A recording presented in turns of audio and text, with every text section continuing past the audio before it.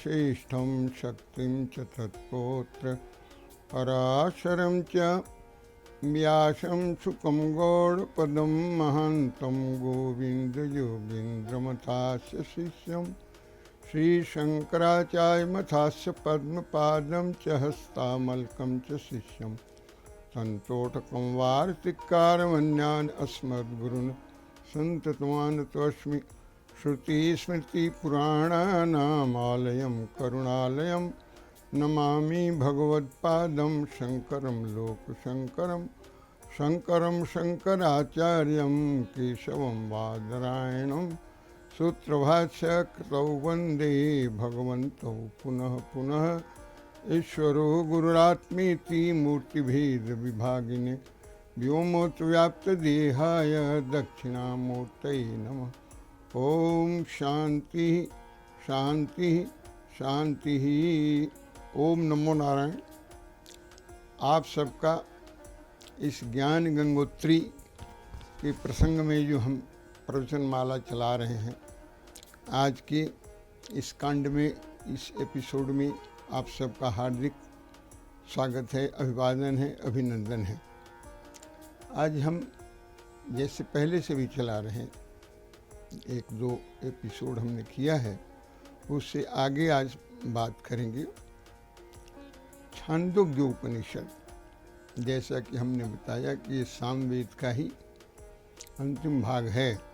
सारे वेदों के अंतिम भाग को ज्ञान कांड कहते हैं, उसी ज्ञान कांड को उपनिषद आरण्यक कहते हैं। तो ज्ञान कांड और उपनिषद और आरण्यक एक ही बात है। अब वेदा नाम सामवेदो अस्मि जो भगवान कृष्ण कहते हैं, तो एमोंग ऑल द वेदास जो सबसे अल्टीमेट है, जो सबसे उत्तम है, वो कौन है? तो सामवेद। क्यों है जी?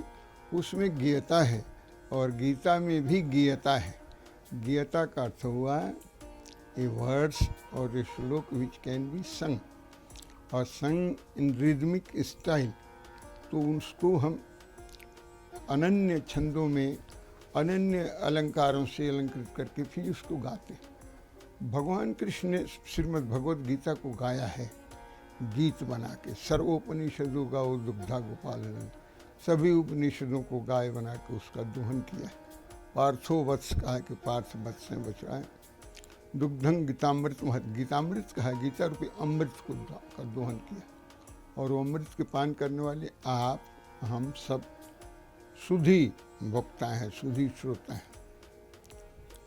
आज के प्रसंग में जैसे प्रथम छांदोग्य उपनिषद में जहाँ ये प्रसंग आया है, जो अधिष्ठान है श्रीमद् भगवद गीता का, उसको तत्त्वमसि कहते हैं।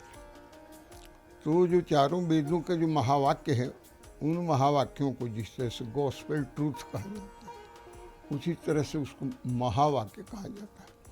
और उन्हीं महावाक्यों का चिंतन मनन निधिध्यासन करने से कोई भी साधक मुक्ति को, मोक्ष को प्राप्त कर सकता है, अन्यथा और कोई ही मार्ग नहीं है। तो उन महावाक्यों में क्या लिखा है? सामवेद का जो महावाक्य है उसका नाम है तत्त्वम् असि। तत्त्वम् असि, तत्व यानी वह यानी ब्रह्म, ब्रह्म यानी परमात्मा, वह परमात्मा, त्वम यानी तुम, असि मन हो। जिस परमात्मा की हम बात कर रहे हैं वह परमात्मा तुम ही हो। दाउ आर्ट दैट, तुम वही हो। अब ये बोध कह देना अलग बात है, इसका बोध हो जाना, अपने जीवन में, अपने व्यक्तित्व में, अपनी साधना में उसको इंटरनलाइज कर लेना, आत्मसात कर लेना, ये अलग बात है। जब तक आत्मसात नहीं करते तब तक आपको उसका अवबोध नहीं होगा कि तत्त्वम् असि। जब ये बोध हो जाएगा कि वह तत्व जिसके विषय में हम बात करते हैं, जिसे समूचा विश्व ब्रह्मांड बना हुआ है, वो मैं ही हूँ।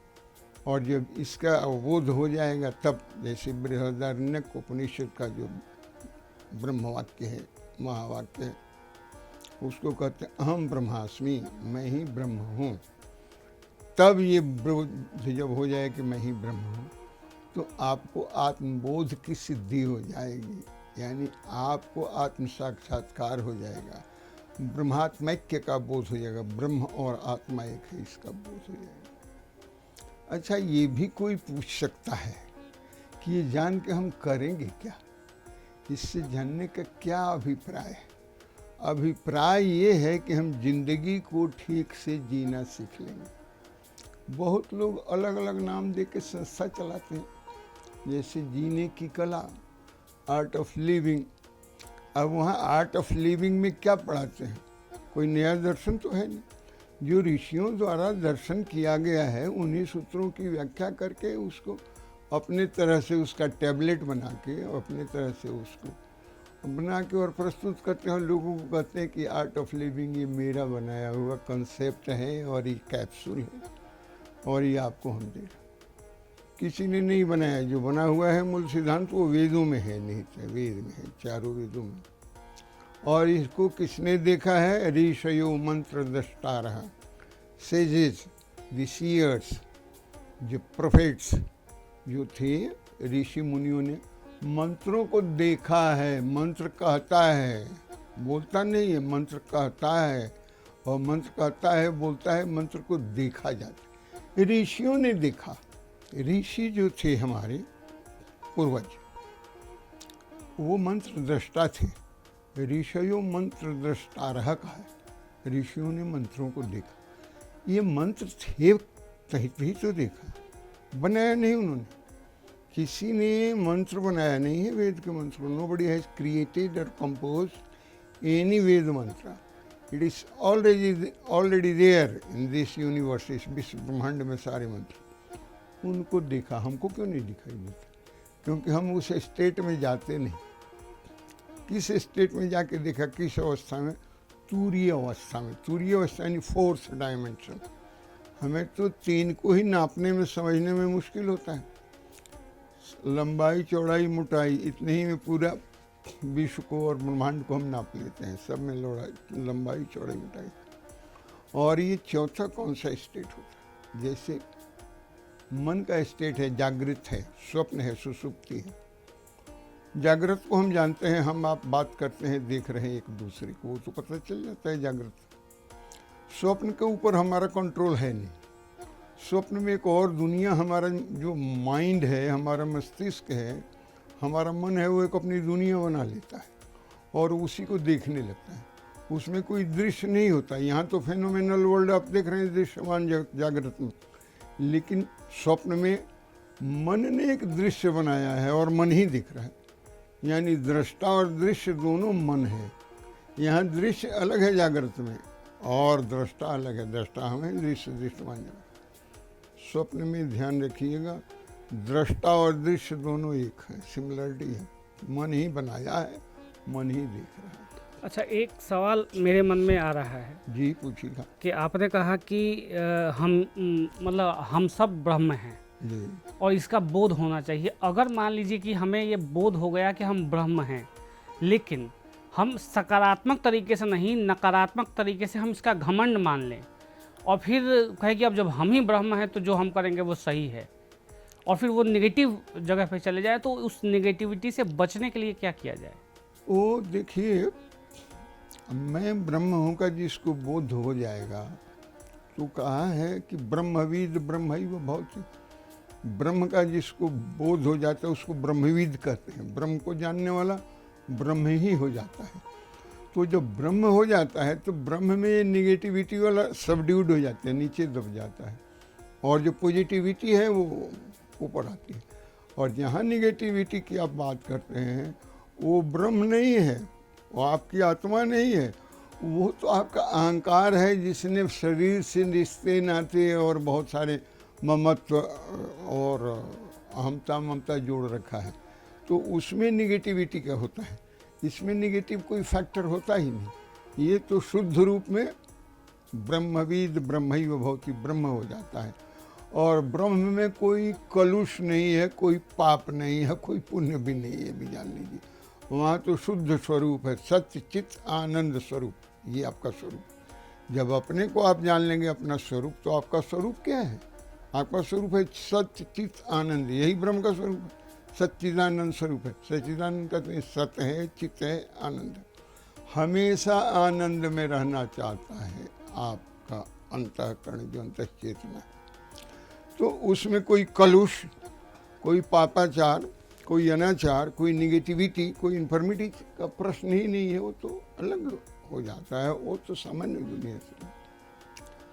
सामान्यतः आदमी इसलिए नहीं देखता कि हम तो अभी 3 में ही थक जाते हैं।